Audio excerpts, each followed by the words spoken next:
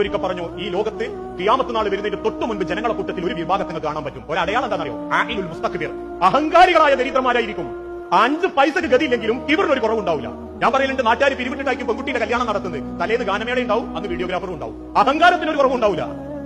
വാപ്പന്റെ നൈഫോണ്ട് ജീവിക്കുന്ന ചില മക്കളുണ്ട്, ഒരു പണിക്ക് പോവില്ല. പക്ഷെ ഓന്റെ സ്വപ്നം എന്താണെന്നറിയോ? 1.5 ലക്ഷം റുപ്യന്റെ ഐഫോണ്. ഇങ്ങനെ അഹങ്കാരം കൊണ്ട് ജീവിക്കുന്ന ഒരു തലമുറ വളർന്നു വരുമ്പോൾ നിങ്ങൾ ഖിയാമത്ത് നാൾ പ്രതീക്ഷിച്ചോന്നാ. ഇന്ന് പലർക്കും വലിയ വീടും സൗകര്യം ഉണ്ടാവും, ഒരു നല്ല മനസ്സുണ്ടാവില്ല, വിനയം ഉണ്ടാവില്ല.